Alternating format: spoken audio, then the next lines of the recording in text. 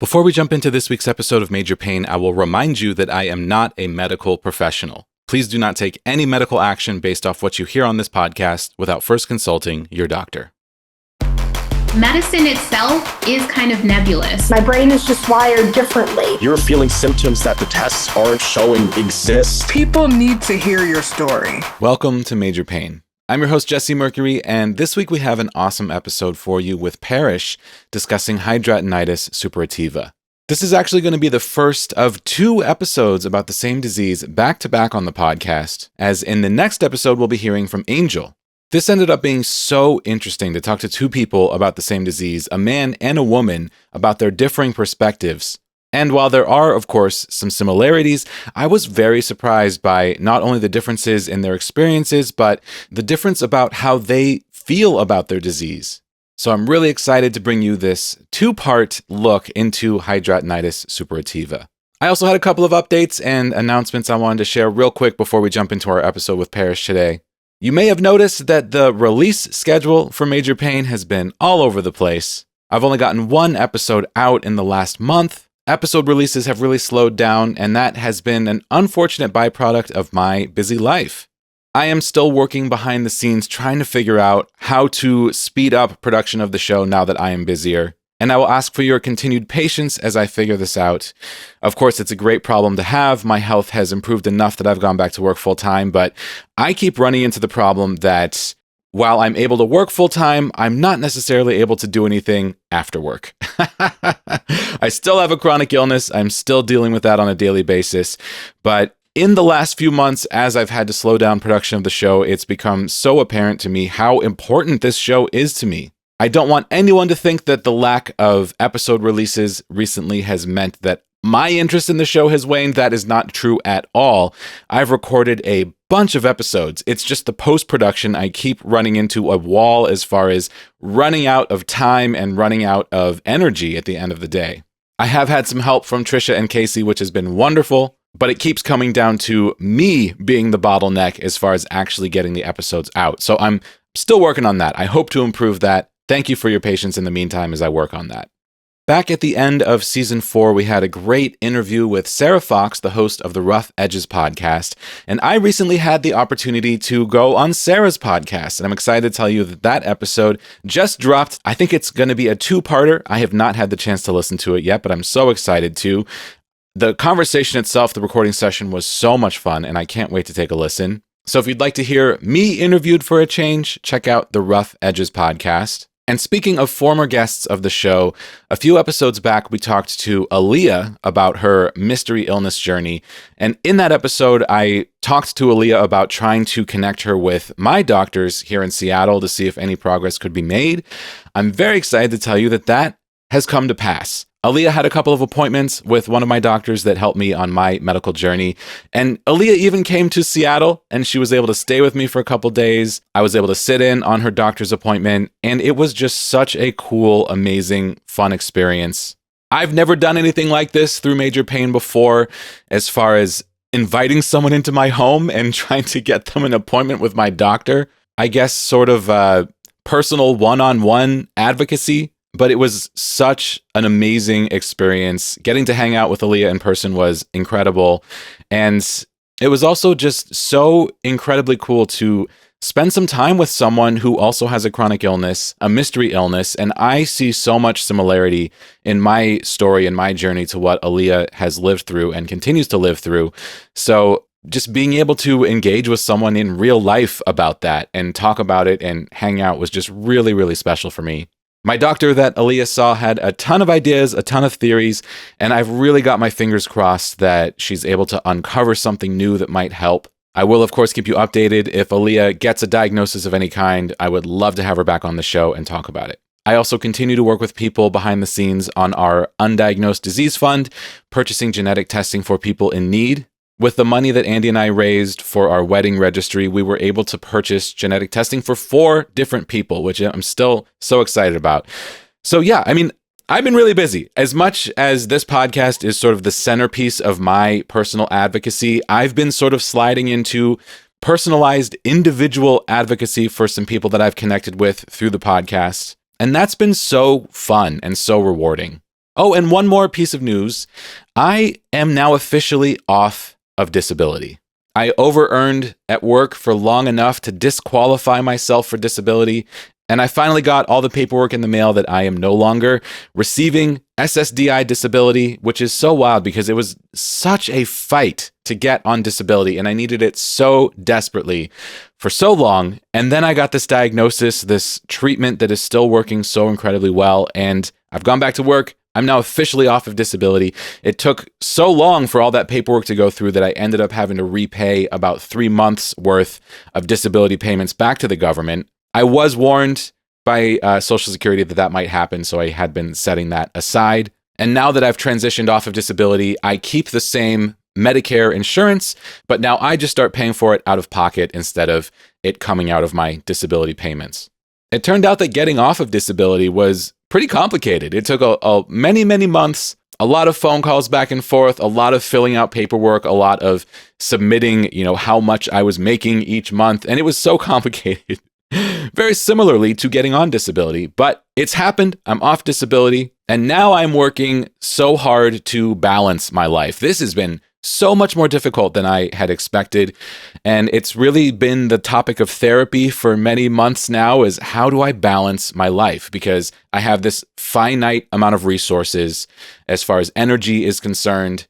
And I have so much that I want to do. I spent almost the entirety of my 30s in bed. And now I'm out and about and living and working and making content and podcasts. And I just want to fit everything into my life. And I'm trying to figure that out. And on top of that, of course, Andy and I want to have kids. So life is a lot.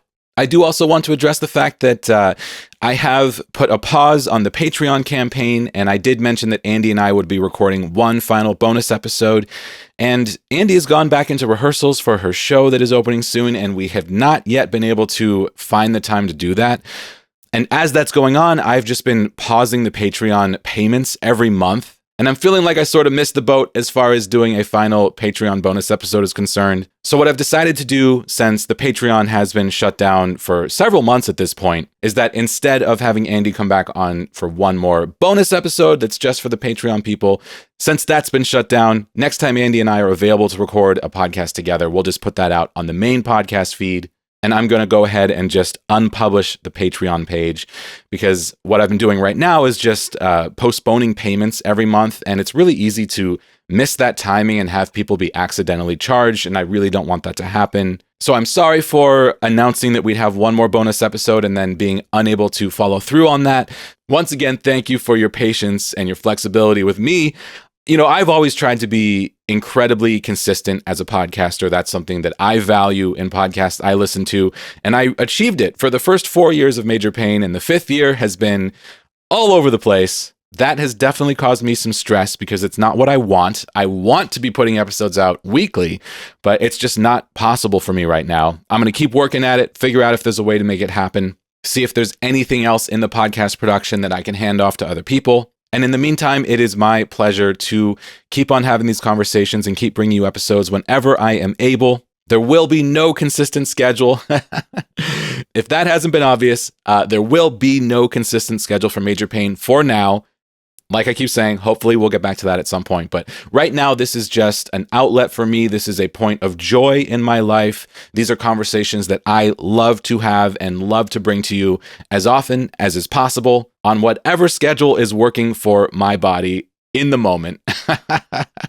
So thank you for understanding. Okay, let's jump into our fantastic episode with Parish about hidradenitis suppurativa.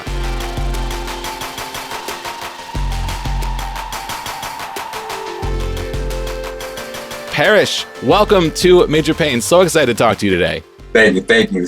Thanks for having me here, Jesse. Yes, I'm thrilled to talk to you. I know you're friends with Joey, who's been on this show a couple of times. Mm-hmm. And you two have a podcast together, right? Yes, we do. We got the podcast. That's the Brotherhood. Yes. The HS Brotherhood Podcast. The Brotherhood Podcast is really just, a space for us men with HS that we get together, Zoom virtually. And we just talk about, our HS, the problems that we deal with, because we really see that it's tough for men to talk about, the higher issues that really, makes us not really feel like a man and put us in pain and stop us from working. And we talk about solutions that helped us, overcome, depression and stuff. And it's really a cool space because guys get in there, they be nervous sometimes because they're not used to talking about, the stuff we go through. And when they start talking, you just see they get like a relief. It's like, the weight off their shoulders. And it's like, I see what the Brotherhood is about. I like what it's doing, for men that's dealing with, HS and chronic illnesses. Yeah, that's so cool. Yeah, HS, of course, what we're going to talk about today, hidradenitis suppurativa. But before we get to that, let's just get to know who you are, get to know you as a person a little bit. So, Parish, why don't you tell us about yourself? Okay, me, I'm Parish. I'm from Buffalo, New York. I'm 35 years old. And really, I'm just a regular guy. I like to make music. Oh, cool. I like to make music. And all my life, I just been, just a funny guy. I was a class clown. So I like to make people happy. I like to make people laugh. I'm also a cool guy. I just like to chill. I like to be in silence, if that makes sense. Because I'm like a creator since I like to write lyrics and stuff. So like, I just really like just chilling by myself. I'm like an extrovert and an introvert. That's how they say it. So I can do both. Like, I like being around people. I'm more of like an outgoing guy too. Like, I just like human interaction. You put it like that. Like, I grew up in like the food business. I did that. I was in security. So my jobs, I was always around people. Yeah. So it's like, I was just always been around people. So doing that. And I got 5 older sisters. Wow. Yeah. And I'm adopted too. So just having that and, just being myself and everything. And, I grew up with just a mom. So shout out to my mom, you know what I'm saying? And, that's just a little bit. And right now I'm just out here just advocating and Cool. Okay. I make music too. I didn't know you were a musician. Tell me about that. What sort of music do you make? I make hip hop rap, but how I do it, I can't write music unless I'm like writing about my real life or like what I'm going through or something I experienced. So like all my life through my journey from when I started when I was 18, I talked about what I was doing when I was 18, that's young and dumb, partying and stuff. And then when I got to my mid 20s, I was just rapping about a lot of females and stuff because I was dealing with that. And I realized when I write about like, I was writing a lot of like, I guess love songs or when girls hurt me. So that time I was writing about that. And that's the only way I could really express myself. So I make music. And when I was 18, I was with a rap group and, that was, the young rap group. And then I say when I got to like 20, 25, I was like, I can't use my rap name that I had before. And before, I don't really like saying it, but it was Swag P. That was, like Swag P. All right, I got to change that. I ain't really like that. It's not the worst. It's not the worst rap name I've ever heard. That's for sure. Yeah. So, you know what I'm saying? Once I really got older, then I just changed it, to my regular name, just Parish, because I realized I like to write about my life and it's just me. And so, yeah. Yeah. I mean, Parish is a great rap name. Yeah, that's so cool. I'm sort of the opposite where I write about unreality. I used to write about reality. I definitely went through that phase where I wrote a lot of songs about getting dumped and, heartbreak and stuff. And now I make like sci-fi synth pop music and also like rock music as well. I'm actually wearing the shirt of my band, the Warp Coils. Oh, Warp Coils, huh? It's a fake band. It's just me, but I have this project where I green screen myself into old episodes of Star Trek, and I have a band with Worf and Chief O'Brien from Star Trek: The Next Generation in this like fantasy, like absurdist alternative reality TikTok series that I made.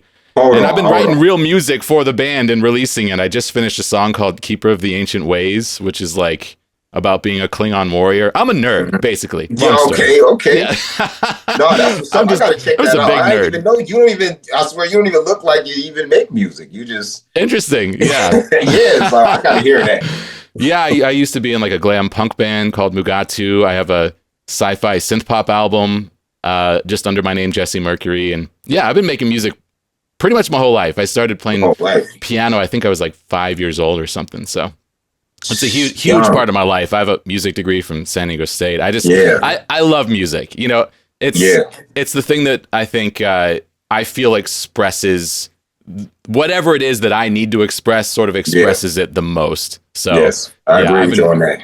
Yeah, I I love connecting with other musicians as well. Yeah. Okay. Now that we know who you are, let's get into your story. So, Parish, what is your major pain?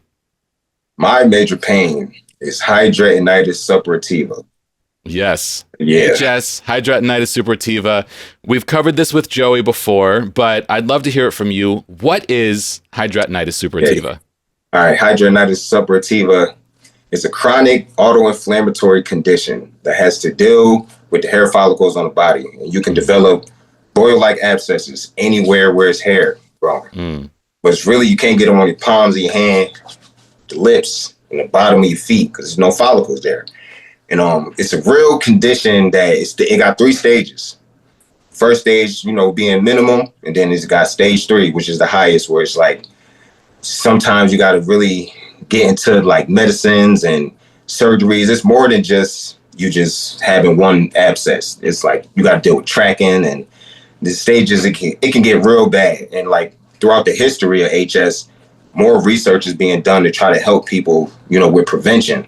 Because that's the goal, because it's like so many different stories of people, having this condition that now more people are talking about it to where it's like more research is just being done to try to help us, because before it really wasn't that many resources.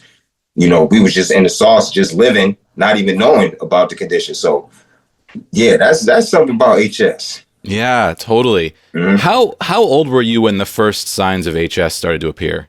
First signs, I was like 7 years old. Wow, 7 years old. Mm-hmm. What do you remember of that time? What happened? I just remember at that time, I was always having my mom use hot soaps, like get a hot cloth and like put it on my abscesses that was under my armpit. And back then she was calling them boils. So I always remember putting hot soaps under my armpit all the time. And it's like, all right, hey. And then I remember I had my first surgery when I was 11 years old. Dang. Yeah, and then I'm never gonna forget. It was I had the hole, and that's when they was packing it.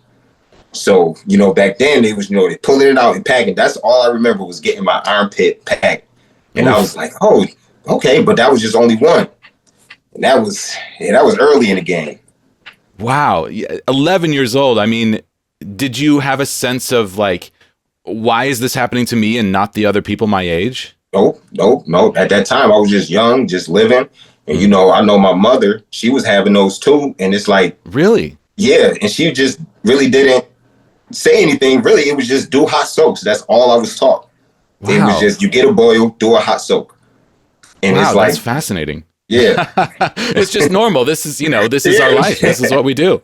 Yeah. Okay. So you have your first surgery at 11. Yeah, at 11. And at this point, is it just under the armpits? Yeah, it was just under my armpits. And I would get a few, like in my inner thighs, but they really wasn't as bad as the one where I had to get surgery on my armpit. But, growing up, my mother just said, just use hot soaps. It's just a boil. And I'm like, okay, no problem. So all that time while I'm, going through school, I'm just using hot soaps whenever I would get a boil. Wow. Yeah. And you said you're adopted and your mom has them as well. Yeah. Wow. And then it's just a crazy story about that. When my auntie, she adopted me. So my birth mother, she really had real bad like abscesses on her face, on her back. Wow. Okay. She had it real bad, but I never had a chance to ask her like about it, because when I was going through it, I didn't have any knowledge about it. Yeah. So, later on, when I started finding out more about it, I was like, I wanted to ask her, like, do you know what you had? Because growing up, you didn't know, nobody knew, and you had it, but just didn't know what to do. Yeah. Yeah. And so I just never had the opportunity, rest in peace. I didn't have the opportunity to ask her, when I got to this part of my life, to be able to know about the condition, or me even just doing research about it to where I could bring it back to my family and say, hey, yeah. It seems like there must be some sort of genetic component here. Yeah, I think so, because my auntie, that's my mom, she had them. Yeah. My sister, she got stage 1, and she like a year older than me. I got another sister that's about, say, she 37. She's 37, and she got it like, say, maybe stage 1, stage 2, but they don't really need surgeries or anything. They just get, a couple of bumps. And I got another sister, she like 45, and she got stage 2, where she had to get surgery sometime. So it's like, it does run in the family, but I say me, I got it the worst. And I'm the baby of the family too. So it's like, I don't know if I just got the last of the last, and then my other sisters had got it. So I do be thinking about that sometimes. I do think about my father, like if he ever had it, just because, like the whole genetics thing, I do be thinking about it a lot because I don't know where it came from, but it had to come from my mother because we all got it, but we just got them in different stages. Yeah. And are you stage 3? Yeah, I'm severe stage 3. Dang. Wow. Yeah. Okay. So what's the journey after you're 11? Oh, yeah. How does this progress? Oh yeah. So I'm just going through my life. Now I'm going through high school. Now, high school, I had like a lot of them that was on the back of my neck that kept growing, but I would pop them and I go about my business. Now I'm in high school. So, I'm just trying to go through school, trying to do me, go to the gym, try to talk to the ladies, do what I got to do, going through my life. But it really wasn't affecting me that much. Yeah, I knew how to take care of my abscesses because I was always taught to do hot soaks and stuff. So during high school, I had this one bump on the back of my neck that was real big for like 3 years, but it never popped. It's always there. And I was going, back and forth to the hospital during that time, but they didn't say anything really. They was just, you got a boil, there goes some antibiotics, and I go about my business. So when I graduated high school at 18, that's when I started to get lances on the back of my neck. Because when I went to the emergency room, the surgeon came there and said, oh, yeah, we could just take that right out. Oh, okay. That's when I just heard about, the incisions and taking it out. And I was like, okay. So he took out the abscess on my neck, sent me on, I was packing it, go about my business. And then it kept reoccurring. So I will always go back to the surgeon like, hey, I got another one on the back of my neck and this is what you do. I'll take it out. So I'm like, okay. So I see that I had like a surgeon that was willing to take out this abscess that kept recurring on the back of my neck. So let's say after the second surgery, it came back again. While I'm still dealing with 18, dealing with this, I was like, I got to figure out like what's wrong. I ain't know what to do. I'm like, it keep growing on my neck. Like, come on, man. And then I'm going back to the same surgeon, but he just saying he gonna keep just taking them out. Yeah. So when I went back to him the third time, he had a UB student, like a college student in there. And when I was sitting there talking in the office with the college student, I was telling him about my situation. He looking at my records and stuff. And he was like, hey, you got a lot of these on yourself. Where you got them at? And I showed him where I had them, my armpit, inner thighs, and I kept recurring on the back of my neck. And he was like, have they ever gave you a CAT scan? And I'm like, CAT no. scan? Yeah, he said that. And I'm like, no, I never got a CAT scan before. And he was like, I think we need to see what's, underneath your skin. We need to see what's underneath your neck because they keep reoccurring. Yeah. And I'm like, all right, I never been through this before. So I'm like, okay. Yeah. Once someone says something like that, you're like, yeah. I know. Now I want to know. Yeah, I need to know. Let's definitely look under my skin for sure. Yeah, go ahead. Let me know. So when we get the CAT scan back, he see there, he say, now you see this? You got a lot of abscesses that's ready to, emerge. Whoa. That was on the CAT scan. So he was like, we got to take all of them out.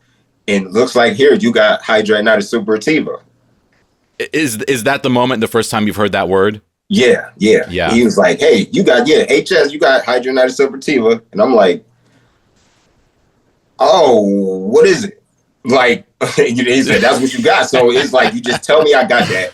And then now you tell the surgeon everything. And I'm just like, okay, I guess I got this. I got to try to see what's up. I got to see what's going on. Yeah. So they had planned to do a surgery where they take all of them out of my neck at the same time. All of them. And I'm not really knowing. I'm like, oh, I got cut before. It ain't going to be nothing. So when I finally had that surgery, I had it like maybe a year later. He took out everything. My whole back of my neck was gone. It was such a big gap, like a gaping hole in the back of my neck. Like he really took all of them out. And how he had to pack them, that healing process, I didn't realize how like real it was at that time because I was still in my 20s. I was young, I even got videos of me rapping on stage at 21, 22 with the patch still on the back of my neck. So it's like, it was healing for so long. And he really took all of them out. So I go through that. It was painful, but I was still like young, but I was still trying to be, tough and stuff. So I didn't really let it bother me. So During that time where I was healing up, while I was rapping, I would talk about my HS. Like I would show my wounds because I'm rapping about it. You know what I mean? I'm rapping, trying to be on stage at the same time. But I might as well just, show pictures of my HS because at that time, I was just amazed at how the human body can heal itself like that. Yeah. Like all the stuff that I was going through with a gaping hole and I'm still just moving around while I'm healing. I was like, yo, this is crazy. Like, so I was just amazed. So I would make posting pictures about my wounds and stuff, but I really didn't say too much. So I go on just, posting about my wounds and stuff while I'm still trying to rap. Now I'm living by myself in my 20s, living by myself, working, got a car, doing what I got to do. But I'm managing my abscesses because after that gaping hole, my abscesses would come back eventually, but I really didn't have to get surgery on them. Okay. So it did help overall. Yes. Okay. It did help because I didn't have many abscesses growing back. So that surgery, I say the surgery was somewhat success because I had to deal with complications from that. Yeah, so, it seems like HS surgery in general is sort of like guess and check. Like, we think this will help, but we're not sure because you can't predict what the body's going to do next. And you just sort of taking the best action you can think of. But there's always going to be, a counterbalance to that action because these are serious surgeries that you're undergoing. Yeah. And then realize how serious it was. I was just going under the knife. Like, I was like, okay. Yeah, I was like, all right, I need to do it so I can feel better. So in my 20s, I was getting a lot of abscesses, that was underneath my armpit. And I had a few that was, popping up on my neck and my head and stuff. So I figured out when I go to the doctors or when I go to the ER, if it's bad enough, they will lance it. So I would go to the emergency room whenever I felt like an abscess was too big or hurting too much. And I would see if they could lance it. But then I had found a surgeon, like in my mid-20s, I had found a surgeon. Her name was Molly Moore. I ain't gonna never forget her. She's seen what I was going through, and I kept going back to the ER, and she was like, hey, you keep needing surgeries. And she was telling me, if you need surgeries on whatever abscesses that you got, just contact me and I will do it. So I kind of had a plug to where she would do any abscess surgery. I didn't have to go through the extra hoops. She would just lance them for me. And I liked it that lancing, getting my abscesses lanced because I would have a time where it healed and I would have a time of relief instead of always having an abscess that you never know when it's going to flare up and hurt. Okay. And lancing them means you like cut them open and drain them, right? Okay. Yeah, cut them open, cut a hole and drain it. And depending on how big she make the hole, then you got to pack it. Okay. Well, gauzes. Yeah. So, yeah. I mean, you're so used to all this, but like, this is a lot. I'm just so used to it. And now since I'm sitting here saying that, I really was just going to her, letting her cut me and just packing holes. I even got videos online from that time. Just me just pulling holes out the back of my neck, pulling out the gauzes. And I'm just like, I was just doing it because I needed time because I was working and stuff. So I was trying to heal as fast as I can. And that was the way that I found out that I could really heal myself quick by just getting lances and dealing with it like that. Because my body was still able to move around and stuff. Yeah, you're talking about getting lanced as if it's a relief. Yeah, it's just normal. That's how I felt. And I didn't realize, like, wait, I really just be going under the knife, anesthesia, all of that, all the time. Oh, it's under anesthesia. Wow. Yeah. They had to put me to sleep every time because it was so big. It was so many that kept coming back. And at that time, I didn't know that they was tracking because one would grow, another one would grow, another one. But at that time, they would just take one out. So while that one taken out, more of them is just growing and it just took over my armpits, took over my thighs. Yeah, and that's like an HS tract is like when they're connected under the skin. Is that right? Yeah. The abscesses are connecting to each other. And like, say like you got one right here and right here, you squeeze this one, it'll come out the top one. So it's like tracking and stuff. So. Whoa, yeah. It's got to be so frustrating to be just like, knock it off, body. Like, why are you doing this to me? Why? And then you try to ask the question and your body not really telling you. It's like, I got to figure it out, but I'm trying. And yeah. I mean, I think about this all the time as someone with a completely different chronic illness. It's like your body is doing a thing that you'd rather it not do, and it doesn't know how to stop. And it feels like there should be a way to make it stop. It's like if I if I fed you the right thing or, Mm-hmm. paid you off or whatever, then you'd like stop doing this to me. Like, what's the deal? And it's so frustrating because, eventually you sort of like get used to the fact that that's just not possible and you sort of move on and find the best way through it.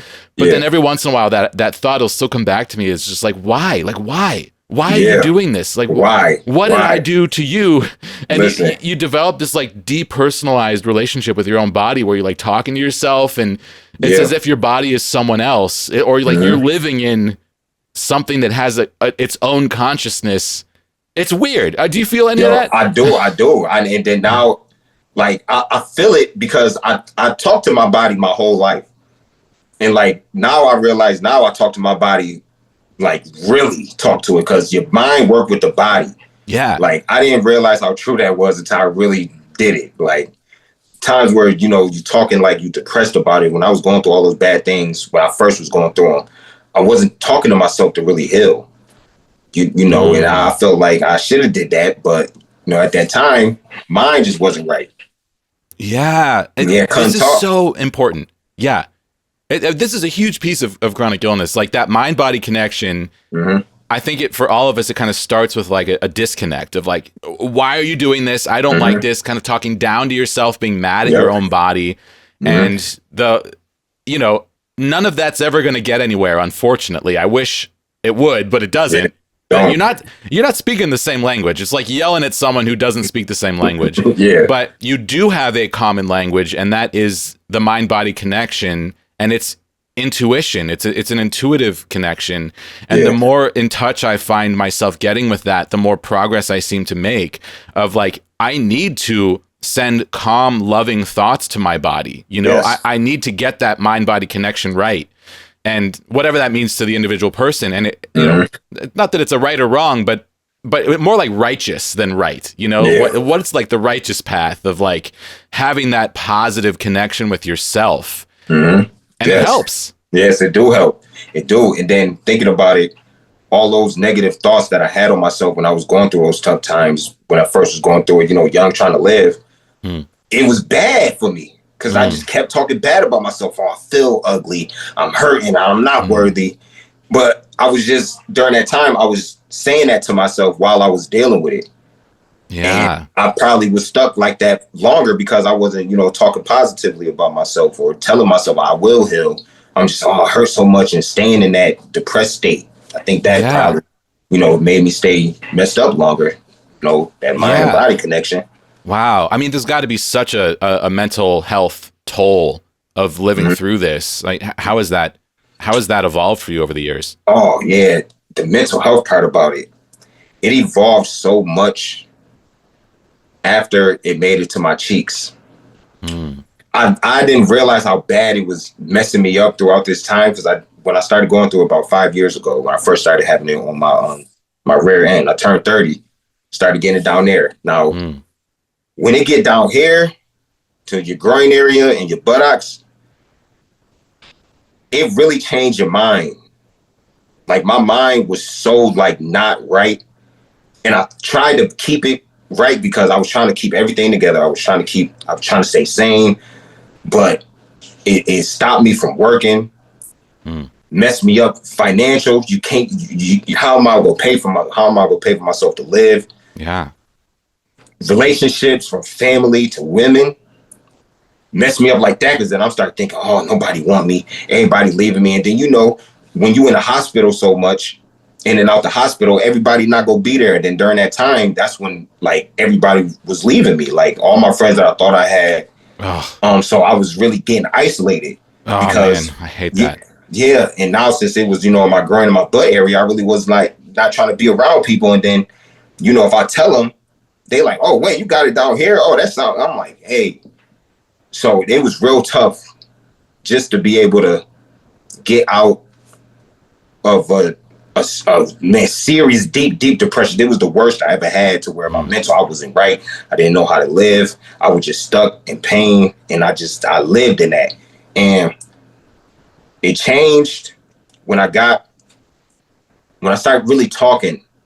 I say to my HS Connect family. And I started talking to Joey. When I first met up with Joey in Texas. And he, just telling me you are responsible for your own happiness. And hearing that from him, because I have not been out the house since then. Like, I was stuck in the house bedbound. And my first time really going outside was when I went and met up with the HS Connect and Joey and everybody and all the warriors out there. So I was just like, okay, so hearing him say that to me, and he was seeing it in my face, like he seen me smiling. He was just hearing you are responsible for your own happiness just changed something in my mind to be like, I am responsible. Like, I had to really not force myself, but I had to get the strength to be able to do all of this to make it here to Texas. For me to be happy to do something, because I told myself, Parish, you can't be in a house. You gotta have an opportunity to leave the house.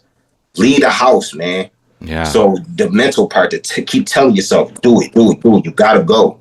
And just taking that first step to take that action to do it. And when I got out there talking to them, they were just, have not ever talked about mental problems.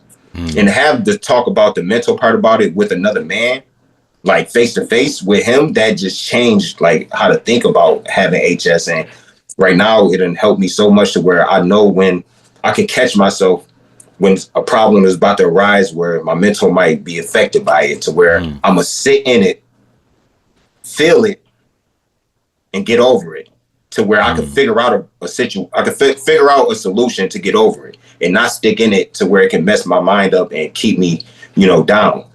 And it's, I found out, I talk to people. I find out people that can really listen to me, because, you might have friends or family, you might talk to them, but some people really don't listen. And I found out talking to people that that care, that helped me with my mental. Like, it might be one or two people, but now I found them to where I really utilize them when I'm going through something mentally. And I talk to them truthfully about it, because that's what you got to do. When you really want, you got to be honest when you're talking about your mental problems, or even just talking about it to somebody or talking about them to yourself. Being truly honest, because sometimes I used to lie to myself just to keep myself happy, but knowing that, knowing it was really messing me up. And when I really started to get in tune with myself and being honest and really fixing the stuff that was really messing me up, that helped my mental, to where now I done got out of the depression part of the condition taking over my life, to where now my mental is getting strong enough to overcome the problems that will, come about later on. Because I know it's not going to stop, but I'm getting better with it to where I can catch it, to where my mind won't slip off. And wow, that's an incredible message. Absolutely. And it's amazing the power of talking about what we're going through. And how important that can be. It seems like such a simple thing, and it seems like the type of thing, it's like, oh, I don't need to do that. That's not a big deal. But it's a huge deal. It's huge to talk, because, we like to keep stuff in, especially men. We don't like to say that. We like to keep I'm good, I'm fine. Yeah. We're socialized to do that. Yeah. And it's very unhealthy. And there is some value in like putting a brave face on something when you have to face it, but not when you're lying to yourself, like not when you're suppressing and hiding from something like that can become really detrimental. So it's just like, I just love what you and Joey are all about. Like the fact that you're taking these lessons that you've learned and then just like broadcasting them, constantly. It's like, hey, this is what worked for me. And let's break down this societal norm about, men not talking about the things that are like painful or the things that we, feel like we're supposed to hide. Let's blast it out there. And that helps. And it helps us to feel better and helps us to be happy. Massively amazing, important work that you two are doing. It's so cool. I love it so much. Thank you. Okay. So it sounds like between like 25 and 30, you find this doctor, Molly, I forget her last name. Molly Moore. Molly Moore, yeah. Molly Moore is like your go-to surgeon at that point. 25 to 30, though, it sounds like things sort of get worse and you start to like develop abscesses in new areas. Yes. And so now you're 35. So 30 to 35, what has that been like? 30 to 35. So 30 to 35, I was dealing with trying to figure out my life with my cheeks, because my cheeks was at its worst. I had the most tracking with the abscesses, and it was in between in my groin area. I was bleeding, draining, and I had got a surgery. I had get 2 surgeries throughout, those say like 3 years on my buttocks from all the complications. And during that time, I didn't realize I was getting surgeries from rectal surgeons that really wasn't, really specialized in HS surgery. So they was just going in, just taking it out.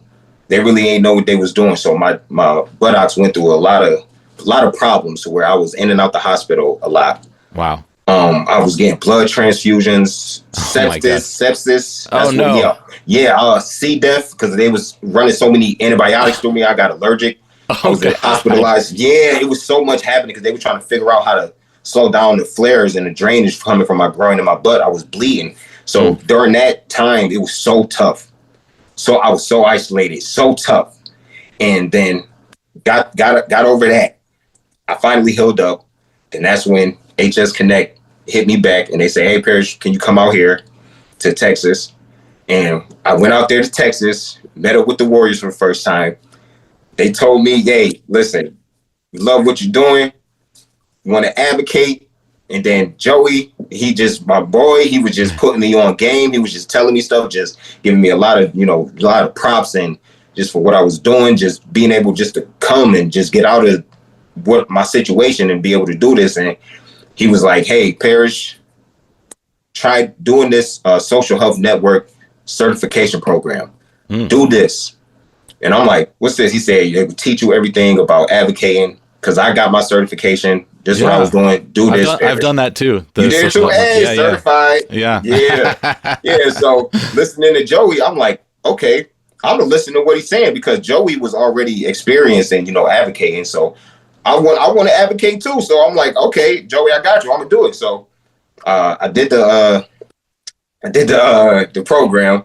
And yeah, it was tough because I have not did anything test wise, reading wise, wanting to learn wise in about 4 years up to that point. So my brain was going through so much depression, and it was hard for me to think, if that makes sense. Like it was hard for me to remember stuff. Yeah. So I couldn't remember things and I feel like I'm taking too long to complete it. And I'm like, I just got to get my mind back together. So I get through that. I do the certification. And then, I basically just started just advocating because after that, HS Connect, shout out to them because they do such an amazing things. They started to really put together like a HS Connect crew. And then that's when they was, putting it together and saying, hey, you guys can come out to different events, raise awareness. And they was just teaching me about advocating and, giving out the right information about HS because it's a lot of misinformation out here. And so we just try to give out the right information and, no misconceptions and try to just bring out the real about HS and really try to help. And I'm about that because I like to help people. And I didn't realize I was technically advocating my whole years prior, but I was just doing that. I was, messaging people, looking up about HS, trying to find out solutions, looking up that. And I didn't realize I was doing it. But now I know the purpose really because I'm around people that's doing it. And they're like, yeah, you can do this. Just really be yourself. That's what they kept telling me. Be yourself. And I'm like, it's hard to be myself because I lost myself from my condition being so bad. So going through the process, I'm just, doing that. I'm watching all my peers, my warriors. I'm just watching them work. Going to a couple of more events. I'm talking more, with everybody, the HS community. And then I'm learning more about myself with really telling my story.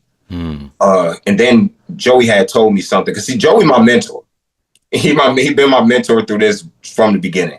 And like when I call him and just talk to him questions, he really like my brother. Like he my mentor, but he my brother. I'll call him and I'll say, hey, what you think about this post? Should I post this? And every post now would like send him. He say, that's fire, post it. And I'm like, because it's different for me, man. Because all I did was rap. I never made like just a regular post about HS. So I'm like, is this cool? I'm used to rapping on my post. He was like, no, that's perfect, man. And I'm like, all right. I posted. I'm like, it feel weird because I'm like, I'm actually talking about HS differently because I always would like to hide. And that's how I noticed I did this. I would hide my story and my metaphors and my music. Yeah. Can you give me an example of that? Like, how would you wrap up HS into a rap? Okay. I like this. Like right now, I got one that bust on my face. So I'll probably be like, okay, abscess on my face. the blood the color of some steak. Like I just say, I say what it is, and then I'll probably think of a metaphor of like what it looked like, or I just or as I say, like I had a deroofing surgery. What do you say? Hold on, what do you say? He said HIDRADENITIS, a word I have to digest. So I was I rhyme spelling out hidradenitis. So I just really, and I see I can flip all these new words and all these new terms that I'm learning with HS, and I like to play with words. So it's like I can advocate while basically being creative with the words. And I'm like, okay, I like this. But then it's like I started learning so much more when I started telling my story, because Joey expressed to me, no, just tell your story, be you. And I'm like, let me try this. And I was getting advice from other people about how to just be myself and tell my story. And once I did my first post where I told my story, the feedback that I got was way different than when I was rapping. Because they heard more about it. And, you know, I was being more honest. I was being honest, like, and I felt something when I was talking about, you know, that stuff. Like I was crying like a mug, man. I was crying. You know what I'm saying? Because like now I'm really being honest, and I seen the impact of me truly being honest about what I was going through, because it was helping so many other people. They said, thanks for telling your story. I go through the same thing. And that's when I seen that people still don't know about HS. Every post you can have somebody messaging you, I never knew about this. I never knew about this. And it's like, wow. So whatever type of story that I was telling, I got more familiar with how to tell a story because I went through so much. Yeah. So after that, I just started to, you know, mess around with still rapping, but now I'm learning more. And then I'm telling my stories now. So now where we at today, I'm a storyteller. I got it to the point where I started to really learn how to tell a story. Because I could tell a story because when you're a musician, you're a storyteller. But I had to learn how to format it in a story. You know what I'm saying? Put in a story, get the build up, get the beginning. So I'm like, I got that all, but I'm just being real. So I started doing that, and I started being more honest in it. And I started to really get familiar with a camera, to where I started to like the camera. Because when I was out in Detroit, when we was filming the Brotherhood Podcast, now, shout out to HS Connect. They hooked me up with a camera. They say, hey, could you work this camera? Do you want to learn how to work it? And I'm like, I got a lot of time. All right, I got you. I try to work it. And I didn't know what I was getting myself into. Yeah. So once I got the camera, I'm like, oh, okay, I got to really, this is shutter speeds, ISOs. All right. So once I figured that out, I said, all right, I'm going to try to take my storytelling to the next level. So I really started to really just constructed, being honest about what I was doing, but constructing it and setting up with lighting and stuff, because I like that. It's basically like a video shoot. That's when I realized me telling the stories and making content is like me writing a song and doing a music video. So now I'm like locked into where like I can honestly tell stories about anything, to where now each event that I go to, I can tell a story about it because it's the experience, and people are about experiences. Like somebody went through something that you went through. If you talk about it, you gonna see some, hey, I went through that too. And now I like to just show, you know, my journey right now from being so messed up and not wanting to be around, not wanting to be seen, to how my life changed just from advocating and telling my story. It's really started for me telling my story. Yeah. Do you feel like that has like brought you back in touch with yourself? Yes, it definitely did, because I'm tapping back into those times where I was so I suppressed those feelings. You know, I ignored those times that I was going through those heavy times. Like I really was ignoring myself when I was it was the hotel times I talk about. It was like 2020, 2021. When I was at the hotel times, when I was bleeding all over the bed, it was so crazy. I was letting that breeze by like it didn't happen. But when I actually told that story about, you know, when I was in the hospital and the nurses, like when she seen me, I couldn't walk, the bleeding, I was like, yo, I feel good, because I'm actually feeling the feelings of having to deal with that, because I was trying to ignore it and try to just get back on my feet. So yeah, really telling my story about all these bad situations that I've been in is helping me grow, is helping me just process everything, and it's helping me learn why I was, you know, doing what I was doing at that time. Yeah, that's incredible. So over the years, it sounds like your relationship with this disease has sort of evolved depending on where these abscesses are. And Yeah. I mean, it becomes such a visible thing. Like you mentioned it, like showing up on your cheeks, and it's like, now it's on my face, and like now people can see it, like that's really got to change things. Oh, listen, Jesse, the face, like I just started the process of what it did to my face. When it started to grow on my face, one abscess here where I could hide it, because when I had my beard, you know what I'm saying, I could hide it when it was around here. Once it got out of control, I don't know why it started tripping. My face started getting so much tracking, both sides of my cheeks. I was flaring abscesses, open wounds, and that really made me want to hide. Because I was a guy that, I was on camera all the time, rapping, being a rapper, I'm performing, I was always on stage, I cared about my appearance and stuff. So when that happened and I didn't want to be outside, I didn't want to be on camera, I didn't want to be seen, that affected me. Yeah. And when I got to the point where I had to be outside, where I had to show my face and I couldn't hide it, I was kind of forced into accepting my face, because it was so hard for me to accept my face, because I always was thinking about what people would say. Oh, he got a bump. And times where I would try to go outside and not think about my face, that's when I see people looking. That's when I see people, what's that? And that would make me just, you don't really care, because if I start telling people, oh, this is hidradenitis, no, it's not. My mom has, see? Yeah. So that would make me not even want to talk to people or go outside when I had faces, flaring. Then, when I got comfortable with my face was because they was teaching me, no, you are beautiful. You are still the same person. The scars just showed that you went through something and you overcame it. Yeah. I had to keep that in my mind, because I'm like, I look different because I went through something. I battled something that, I survived. And once I start having that in my head, like, you're going to see it. I can't hide it no more. I got my scars all over my face, everywhere in my head. It changed my appearance so much to where me learning to accept it has helped me be more free with myself, because I was so locked. I was so just locked in, not wanting to be free. Like I didn't want to go outside. So now I go outside, not even worrying about, what my face look like, what abscess is there. Now I don't care about wearing bandages on my face. I used to never be outside when I had a bandage on my face, because I know people was looking, even though it's covering the abscess, I know people will look. And it's like getting this out of your mind of caring about what other people think. Yeah. That is, you got to do that. Even if you don't got a chronic illness, with people with chronic illnesses, and just with HS warriors, you really got to not care. Because I was caring about what people think when I had all them abscesses before. That's what was keeping me, no, I'm not going to go here because there's going to be a lot of people that go see it. No, go there. If you can, if you got the energy, go to the place, go have some fun. Don't be feeling like you can't, you feel ugly. Like, because I felt like that so long. And once I started really telling myself, no, you just went through something. You still the same. You got to keep telling yourself that, so you won't ever hide again.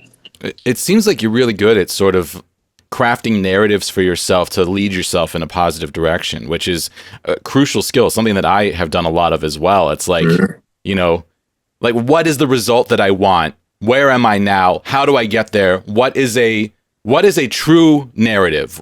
Like, what is a way to look at this that is true? And of course, there's always like multiple ways to look at anything, but like, what's the true path here that gets me where I want to go? And a lot of it has to do with what other people think and, how you look publicly. Like back when my health was really badly flared up and I went through like using a cane and then a wheelchair, and then the way that people would look at me differently, I'd go outside on back-to-back days, like one day on my feet with the cane, the next day with a wheelchair. And it's just like, people look at you completely differently, and they have all these thoughts in their heads about what's right and real for you. And they have no idea. They have no idea. They've never met me before. And it's infuriating. And like all of this, social stigma that they put on you, it's like, you don't need any of that. I don't need it. It's not me. It's not my life. It's not real. My journey is my journey, and you have no right to, to project what you think onto me. Yeah. And then on the other side of that, it's like, I internally project what I think people are thinking when they look at me. But that feels real to me. It feels real to me when I'm outside in a wheelchair and someone looks at me and I feel like they're pitying me. Yeah. You know, I that feels real. And I don't know if I'm right or wrong, but it feels like I'm right. I'm not going to go ask that person. Yeah. And sometimes those weird unspoken interactions can just like anchor into your soul and like live inside of you. And it's just like complicated. And the freer you can be, the more you can let go of that sort of stuff. And the more you can kind of live in your own truth and power, like the better I felt. And it seems like the same is true for you. Yes. It's just another like really individual journey for anyone living with any chronic illness, and having a visible component to a chronic illness is like a whole complication beyond how does it feel in my body. It's like now I'm reckoning with, you know, the fact that people are looking at a thing that like I am dealing with on this other level, and it just like complicates how everything feels. It's a lot. It's all a lot. Yeah, definitely a lot. And Jesse, I relate to you a lot when you was talking about the wheelchair. Like, I just recently accepted that I need help in a wheelchair at airports. Really? And yes, because, you know, my legs, when I was bedbound for so long, my legs is tore up. Like, they're not the same. I can't bend over the same. When were you bedbound? I was bedbound when I had my cheek surgery back in 2020. Oh, okay. I had another surgery in 2023 where I was bedbound for at least 6-7 months. And because I couldn't walk, I had to leave the stitches closed. And it was a lot. So I didn't realize at that time, when they was telling me, hey, you should move, be mobile as much as you can. Yeah. Don't be stuck for so long. But at that time, I just wanted to lay in a bed. I was in pain. I didn't want to do nothing. But I messed up my hips. My legs messed up now. And I can't walk. I can walk long distances, but by the end of the day, my legs are shut down. And the next day, I got to recover. Like, my body is just, something else is going on with me now. It's more than just abscesses because I'm moving around more, but I realized my legs don't work the same. Yeah. So interesting. Yeah. So when I was like in the airports, you know, my first time going to airports, I'm like, okay, I know it's long to walk through terminals and stuff. Me being the man that I am, I was telling myself, I don't want people to see me in a wheelchair because I don't look like something wrong with me. So I would force myself to walk through the airport and my legs would be so shot, you know, and then, you know, when I was talking to, you know, my fellow warriors and stuff about, you know, the airport stuff, they say, hey, get in a wheelchair, Perry. You shouldn't feel embarrassed about getting in a wheelchair. You need it. You need the assistance. Like, don't ever feel embarrassed about it. And I'm like, okay, they said it the first time. And I went back to the airport the next time and I said, I'm getting a wheelchair. But then just how them looks, me trying to ask for it, I was like, they came up to me and they was like, all right, you give wheelchair service, but it was so many people out there. I was like, nah, I don't need a wheelchair. I walk. Knowing that I needed it. But then the next time, this happened last time I just flew. I said, you know what? I'm going to try it out to see what it feels like. It can't feel that bad. I need the wheelchair. I'm not walking through this terminal. So I did the wheelchair service. And when I did it, I said, hey, this is nice. And I don't care what people think. I wasn't thinking about what they were saying. I was thinking about me and what I needed. And that helped me so much. Like, oh, man, like really doing the stuff that you ask for that can help you and you need it and don't worry about nobody else. Oh, it was the greatest feeling I ever had. Like, really not caring about what you think because I'm in a wheelchair. And I really used to worry about that. Yeah, I feel the exact same way. Being tough means doing the things that you need to do no matter what someone else thinks. And I love wheelchairs. I loved my wheelchair so much. I still have it. I'm at a different, I finally got a diagnosis and medication, so my mobility has been better. Okay. And I have not been using the wheelchair recently, but I still I think of it so fondly. And I know it's there for me if I need it, if I have a flare up, you know? And life isn't linear, you know? We don't know what we're going to need from day to day. And being willing to listen to your body and build that mind-body connection and say yes to your body when it asks you for a mobility aid. Like that's being strong, you know? Yes, that's being strong. That's awesome, you know? And the airport, the wheelchair, I've done that a few times. Like, I've taken flights where I brought my wheelchair with me, and like, you get to board early, and you know, you get to skip some of the lines. Like, there's some silver linings there for sure. When I seen that, I was like, hold on, I ain't gotta wait a long TSA. Oh, I get right through. Yeah, absolutely. I remember with Joey, we were talking a little bit about how HS, there is more than just the skin. There is a systemic element here. And he was talking about like fatigue and sometimes feeling sick. Is that something that happens with you as well? Oh yeah. My body is constantly tired. Yeah. Constantly tired. And I be thinking, I be trying to decipher if it's because my body is trying to heal or it's because I did too much moving around today. But it don't matter. I'm always hurting and I'm always tired. My joints, like, it be cracking every day.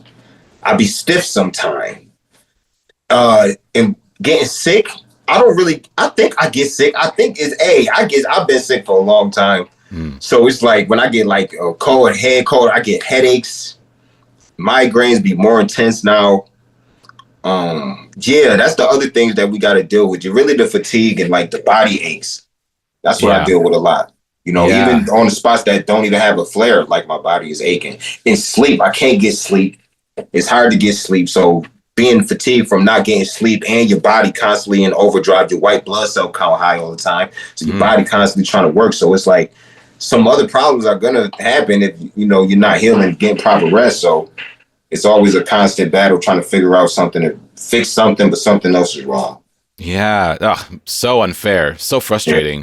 Yeah. Are there like lifestyle changes that you've had to make to deal with HS? Yes, I had to make a lifestyle change because when I was after that last surgery and stuff, I couldn't cook for myself. When I was bedbound, when I'm staying with my brother, and when I came to his house, he was cooking for me. They had to help me to the bathroom. I couldn't do nothing for myself. And when he wasn't home or when I didn't have any help, I would order food all the time. I couldn't cook for myself. So, me eating bad because, can't move, you eat bad, it was just a disaster. So I had to tell myself one day, Parish, you gotta lock in and you gotta eat better because their food is everything. Doctors are always telling me, while you healing, make sure you eat your protein. Make sure you eat your protein while you're healing. I wasn't eating protein like that. You know what I'm saying? My eating was horrible. So I'm like, you got to try, eat your vegetables, get on a fruit cleanse. I said, let me do that first. You know what I'm saying? Then I can try to see, do the elimination diet. Then I'm going to try that. But I didn't want to try it because I knew it was going to be expensive. I knew I wasn't going to like it. The first beginning stages of it, but I never did that before. So I said, no, Parish, you got to try. So I did a fruit cleanse for like 7 days. I just ate watermelon. And when I seen that I could do that, my body started to feel, I got a little bit more energy. So I'm like, wait, all right.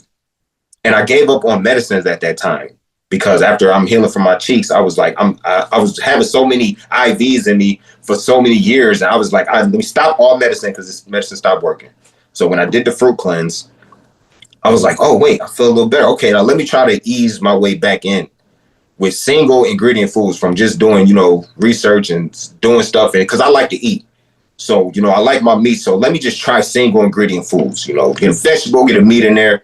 And I had to find out what I like to make because I like to cook too. So, but I'm a simple eater. Just give me a piece of meat, some with some sauce, some cheese, and I'm good. And I love cheeseburgers. So just making a change from not having a cheeseburger to making it a ground chicken burger, like just cutting out beef. I cut out beef.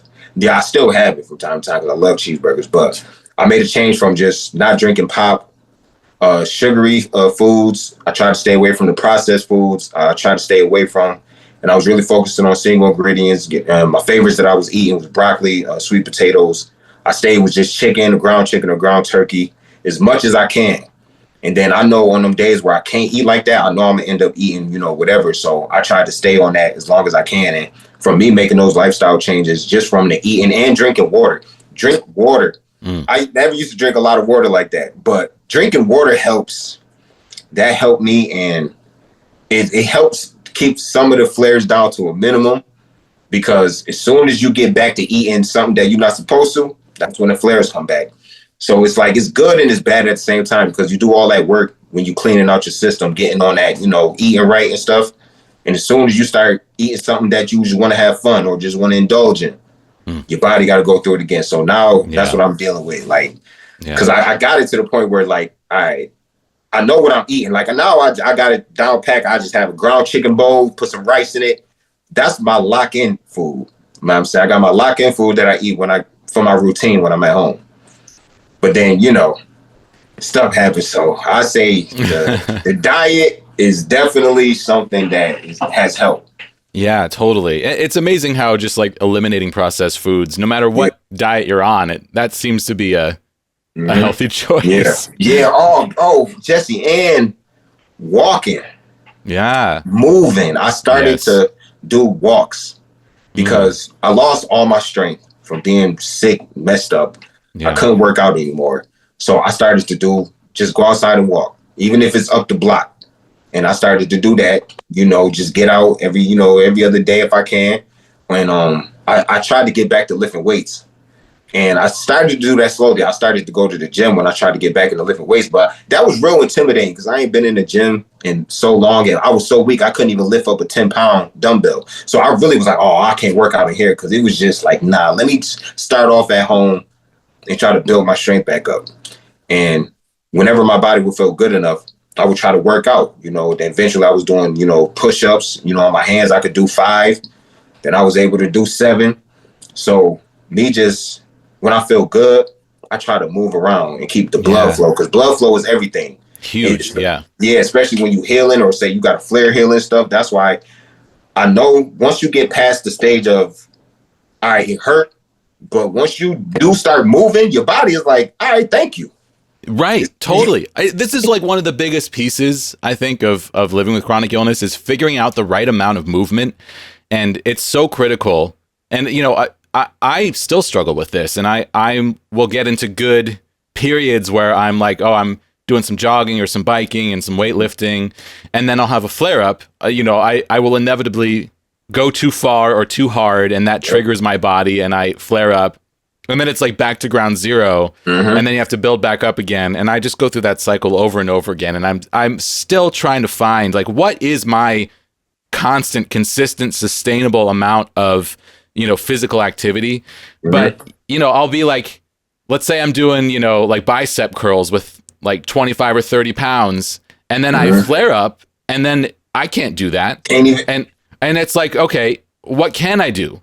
5 or 10 pounds? That's great. Do 5 or 10 pounds. That's great. That's okay. Yeah. And it's also like some days you can't do anything. That's okay too.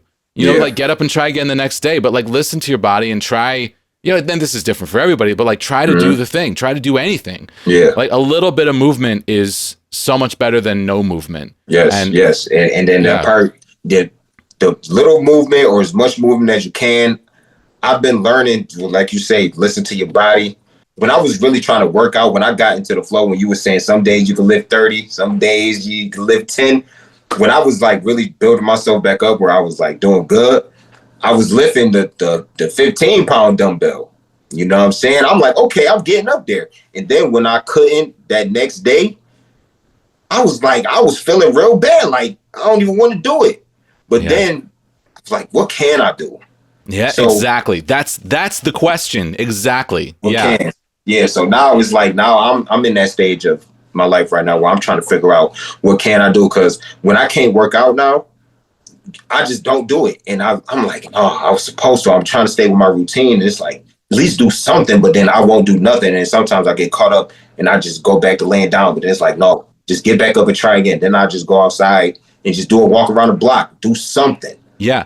Even just stretching in place, even just like lying on the floor and stretching, that gets your blood flowing. And I really think that a lot of this has to do with blood flow. It like wakes up your body, tells your body, hey, we need to be doing, we need to be processing and moving and thinking and acting.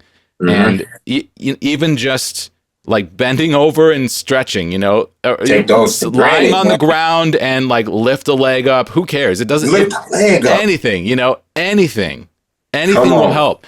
And I keep finding that if I get locked into a flare-up cycle, it's that gets me out. It's that like the little bit of movement, the stretching, the something, my father-in-law gave me an e-bike, and it makes biking like you barely have to do anything, like you just barely have to move the pedals and you're cruising because it's like a nice motor on this thing. It's like, man, it makes a huge difference. I was like trying to get over a flare up last weekend, and I went for a bike ride on the e-bike, and I wasn't sure I could even do it because I was like, I'd been pretty flared up for a few days. and it broke the cycle. You know, it got my blood flowing, even though I was barely pumping my legs at all. It broke that cycle, and the next day I was back to it, you know? Let's go. Come on. And it's like, what can I do? That's the question. And it could be like barely stretching for 3 minutes. Mm-hmm. That's it. That's perfect. Like, that's all you need. If that's all you can do, that's great. Do it. Mm-hmm. And the difference between that and not doing it is like this massive gulf, you know? Yeah. It could be like opening and closing your hands, raising and lowering your arms, anything. Anything. Yes. I'm vouching for that too. Anything. And anything. Just move some way, somehow. And then it's like the doing anything, like every time I wake up, it always take me at least 30 minutes just to get my body jump started. And I learned that just doing the little movements, like I would just try to just lift my legs up, just move around, walk in place, and then my body start feeling better. Just start moving around for the day. So I'm vouching for that. The little movements will help you just move it. Yeah, totally. What has this journey been like for you on an interpersonal level? I mean, we talked a little bit about, you know, like hip hop, about heartbreak. Mm-hmm. And I know from experience that living with a chronic illness impacts your dating life. What's that been like for you? It definitely impacted my dating life heavy. It stopped me from even wanting to date, especially when it made it to my groin area and my buttocks area. You know, so for the past, 4 years, I've been single, not dating, because the girls that I was dealing with at that time, before that time, and when it, made it to my lower area, they left. The ones that I thought was there was gone because of where it was at, what was happening. They didn't know. And the girls that I thought was, sticking around me through the thick and thin, they left me. So that just showed me like, women don't give a damn. I thought you was down. So that during that process, the girls left me, the ones that I thought was there, and I'm dealing with the stuff on my butt. So that really made me not even want to be around women. And then, when you got stuff going on in your groin areas, like you got flare-ups and stuff, that surgeries, or I had wound vacs down there, you can't perform because your mind not thinking about that. You know what I'm saying? You got stuff going on. So it was a long time where that was happening. So that messed up my mind to not even want to attempt. And I didn't even want to try. I thought I was ugly. I didn't want to try to talk to women. It stopped me. And now I want to get back in a date. I want to get back because I'm still seeing that I'm still the same man, that, I'm still the same person. And I want to get back into it. Then, I've been trying to, find the right one. And it's hard for me to find the right one. Yeah. That's why I was having all those heartbreak songs when I was dealing with women, because I was finding the wrong ones all the time. Yeah. And you only need to find the right one once. And I struggled to find the right one. And when I did, it's worth all of it. It's worth it. Yeah, absolutely. And, for anyone watching the video version of the podcast, we can see Parish is a very handsome man. And he's single. Yeah. Thank y'all.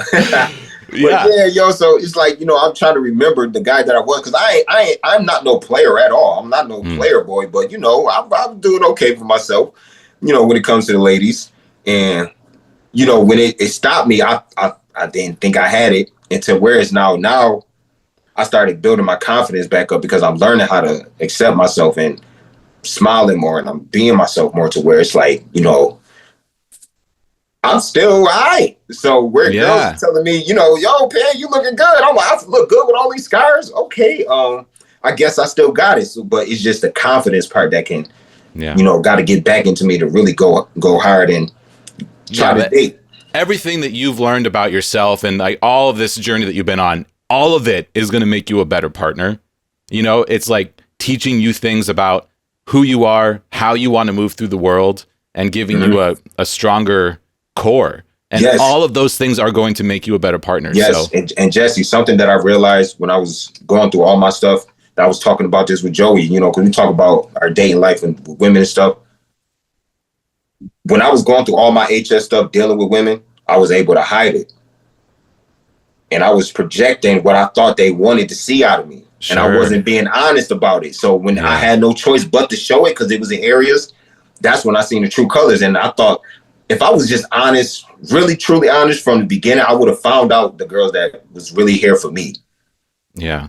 And now since I'm learning about myself and who I really am, and as a person being more comfortable with myself, like the woman that I will get will really be for me, and I feel like it'll be true because I'm really true to myself now.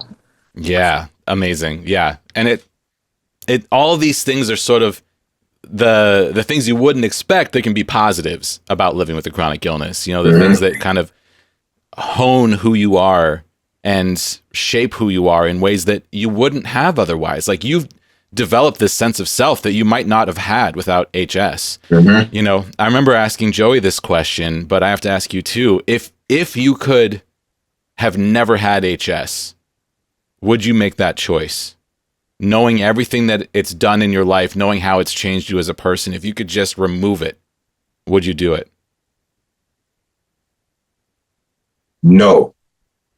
Because I see what I've been through and how much it's helped me, and how much me being as a person, me being the person I am and going through this is helping the world. Yeah. And I don't think if I was just rapping, not having this, I wouldn't have had an impact like I am. And I wouldn't have grown as to the person I am, because I probably would have still been that same man, not really knowing about himself and still trying to be what somebody else want me to be. So no, I wouldn't change it. I'm happy that it's, yeah. No, Yeah. I feel that's that. a crazy question though. Yeah. I know. I feel the same way about my illness. It's changed me so much that to remove it diminishes me. Yeah. And it's weird to feel that, for sure. Man, I have one more question for you. What's up? So you're a HS advocate. You're out there teaching the world about this.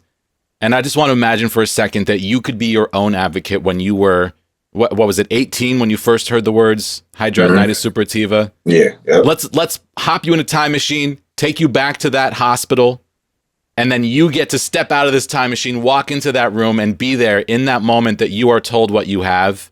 What is the message you'd want to share with yourself in that moment? I say to myself, look, this condition it might get rough. Just know when the problems happen, be kind to yourself. Take the time to heal. Don't be so hard on yourself when you can't do things that you want to do. Always be true to yourself and go get checked out. Go seek help when you need help. Don't hold back. Love yourself. Oh, that's what I say to myself, yo. Because that's what I would say. And be around people that you feel care for you, because the condition is going to be real bad and you need people that truly care for you. They got to care, because certain people, this condition, the HS condition, you got to have care. The person got to care. The doctor, whoever is dealing with you, make sure they truly care. Yeah. And go with your gut. Go with your gut feeling about things, and really stay true to yourself, Parish. Stay true to yourself. That's what I would say to myself. Yeah. Love it. Amazing. Man, this has been so fun today. What a blast. I love talking to you. Same here, I love man. your perspective. You just got this like great positive energy, and I'm really just so impressed with how your illness has shaped you. And I hear the downs, there's ups, there's downs, and it sounds like the downs can be really down and really awful, but you've pushed through it and you've worked on this so hard in so many different ways and made so much progress. And now you are that guiding light for other people going through this. And you are that voice in the darkness for people who are alone. And that's amazing. So Parish, killer job today. Thank you for coming on the show. Please tell our audience where people can go to connect with you online. Anything else you want to plug? Okay. If you want to follow me, I'm on Instagram at HSOpenWounds. That's my name on Facebook also.